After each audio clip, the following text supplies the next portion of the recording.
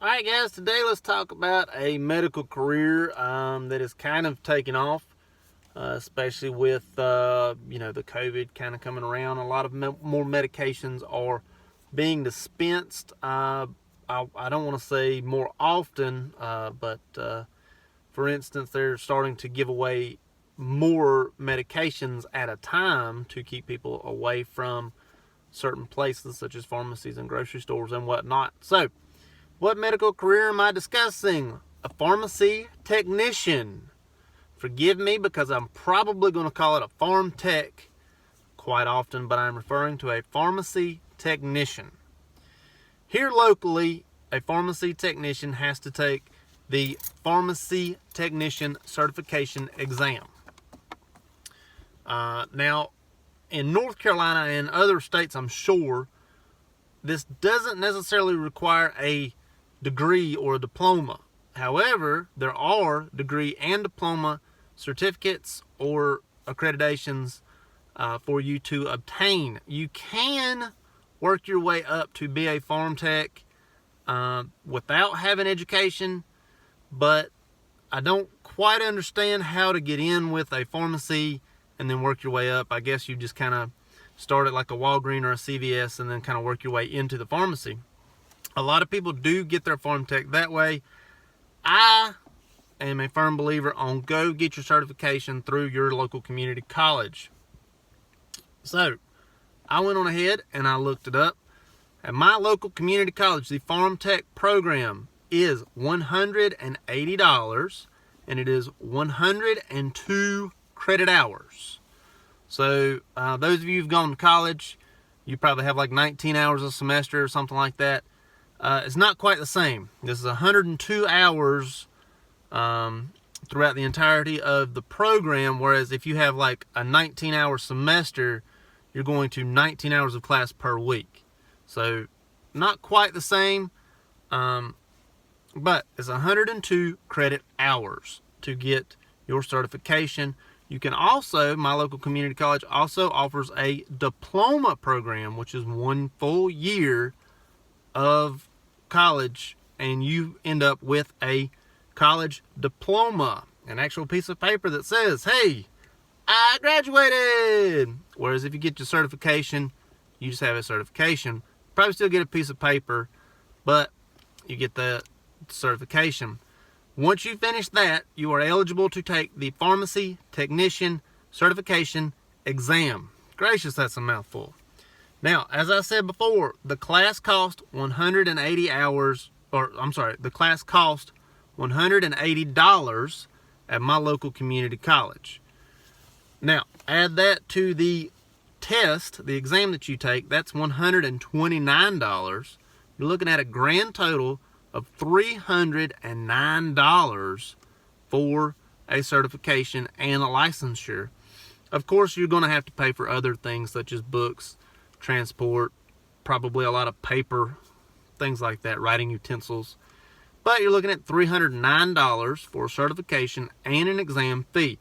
Let's just compare that to being a CNA. I compared it to my local community college, the one that I went to, and the CNA program is $200 for the program. It is 153 hours, and the North Carolina exam is a grand total of $178. So to become a CNA in North Carolina, it is $378. So you're actually looking at almost $70 cheaper to become a pharm tech, and it is also a quicker program at 102 hours compared to the 153 hours. At the moment, there are plenty of jobs as a pharm tech. Now, granted, there are more jobs as a CNA because they are just needed everywhere, but pharm techs are also needed. Pharm techs work in places like retail stores that offer medicine. Of course, your local pharmacies or drugstores, your Walgreens, CVS, Eckerd, Rite Aid, things like that. There are also mom and pop pharmacies. We have a few in the county here that are just called county pharmacies. They will also work at hospitals and various nursing homes. I have even seen a pharmacy inside of a doctor's office, believe it or not. The doctor's office had its own pharmacy, and people came to that pharmacy, and they had farm techs.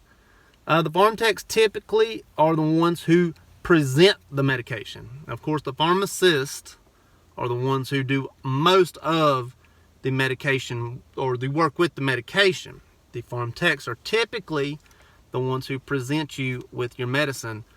For instance, for those of you who go to the drugstores locally, the people behind the counter that type you up and give you your medicine are typically farm techs.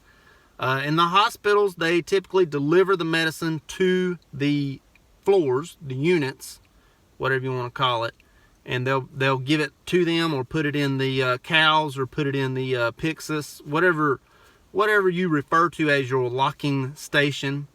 Unless this is a very specific medication or a narcotic of some sort, the farm techs typically don't mess with those.